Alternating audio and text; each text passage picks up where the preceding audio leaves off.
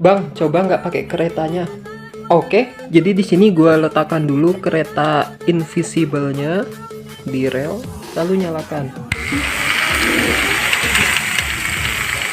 Dan setelah itu jalankan. Keretanya jalan.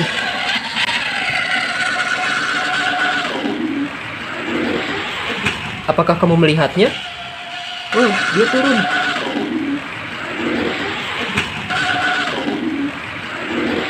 Wah, seru sekali bermain invisible kereta ini.